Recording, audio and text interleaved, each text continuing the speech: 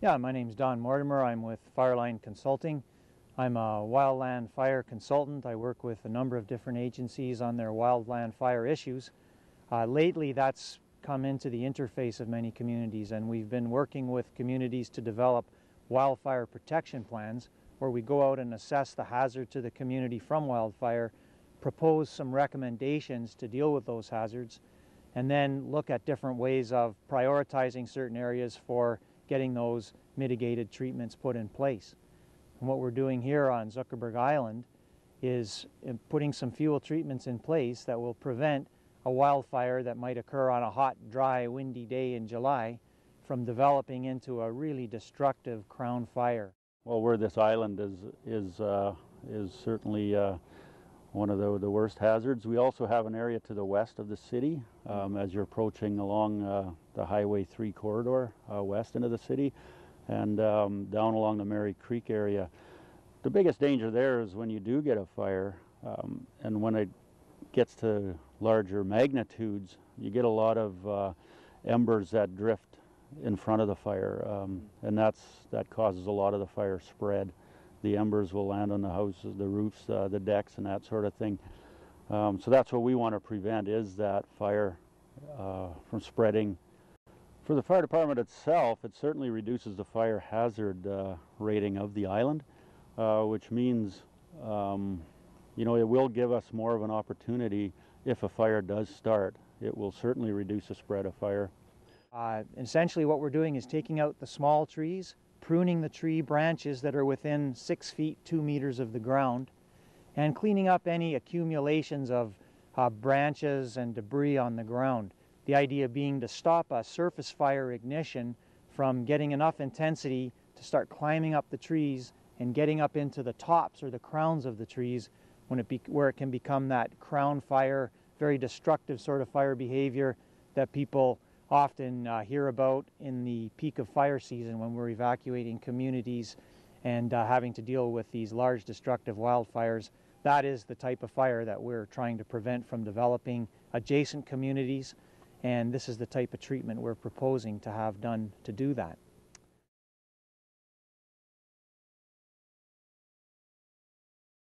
The purpose of this is just to clear up Zuckerberg to prevent any fires from occurring.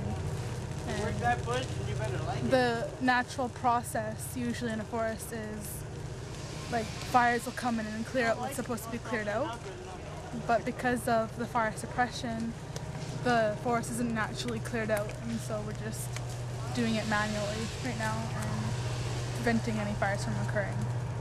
Yeah, I did some work experience in the logging industry, and I found it quite interesting and eventually went on to be a logger. From my perspective, the company gets to take a look at future workers and potentially, make connections with people they might want to hire later. The youth get to make some money, plus they get to scope out companies that they might want to work for, and they can also decide whether they might want to work in the industry by getting some hands-on experience. Because everybody gets out of high school and they're all looking for the same jobs all at once. If you've been working for 2 or 3 years before you get out of high school, you've got to step up on everybody else. You already have your resume when everybody's just getting into their first job. I'm a graduating student at SHSS, coming here to work on a project with the crew. I think just overall, the whole experience has been really knowledgeable.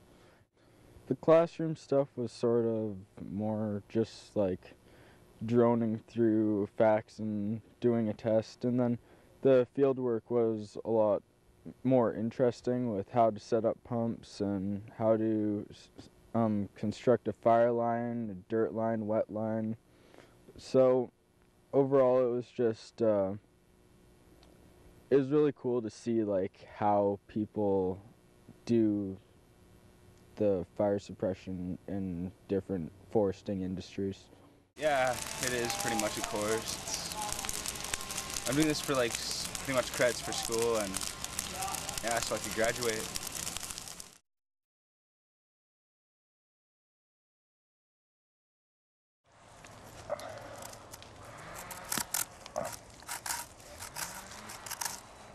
There we go. See him there? Oh yeah. Mountain pine beetle. Wow. So you can see how small they are compared to the size of my hand. Mm-hmm. You see he's starting to move? Mm-hmm. So they can go dormant. So he was dormant, but now with the warmth of my hand, and if I breathe on him, he's starting to wiggle around a little bit. They have some kind of antifreeze in them or something? Yeah, they have an antifreeze that, like a glycol in their system. So they're resistant to both fire and freezing to a certain temperature. Mm-hmm. So if a fire just burned through here, it wouldn't kill the bug. What you have to do to get it hot enough is cut the tree up and burn the rounds. Mm-hmm. A forest fire alone generally won't create enough heat to kill the bug. But extreme cold will for extreme like a few cold, but weeks, you've got to have for a couple of weeks, minus 30, minus 40. Mm-hmm. So some people might want to know why don't we just sell this for firewood or give it to people for firewood. The reason is the bug and the larvae are still in this tree. The tree is still relatively green, and what's going to happen is anybody that takes this home is going to try and burn it. They'll find it's too green and they'll leave it in their wood pile to season for a year. By the time it seasons, the larvae will fly out of this and possibly infect trees in that person's neighborhood. So that's the reason we don't want to send this stuff out for firewood.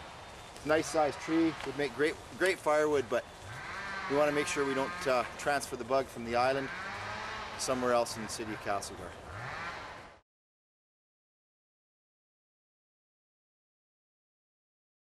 Anyone who's interested in this type of work and how they could put it on their own properties to reduce the fire hazard on the property that they own can simply get the Firesmart manual from their insurance agency or from the Forest Service offices, or the fire department has these. I believe they have some copies at City Hall as well.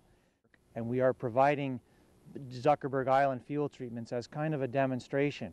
We're going to put up a sign which will show homeowners what's been done here and explain the basic tenets of the Firesmart fuel treatments.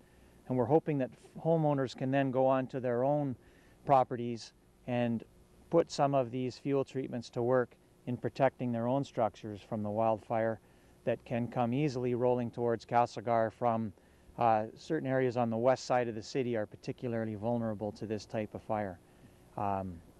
That's what we're hoping to achieve, and it's been a great project, very successful. We've certainly been getting some positive feedback from the public on the results here. People can see that things have changed and the fire hazard has definitely been reduced, and the park-like aesthetic has been maintained. They're generally quite impressed with what they see. Well, what I'd really like to see the surrounding area done exactly in the same way, and I think that's probably the onus on the homeowners in this area to try and improve what we're doing here already. And I think once they see what you've done here, I think it's very, very important to get that done. And I also think in other locations in the community where we need to do this, it's morally up to the homeowners. But I think if you look at the safety, and really if they come down and have a look at Zuckerberg's, they're going to really get a good idea how well this is done and exactly what it does.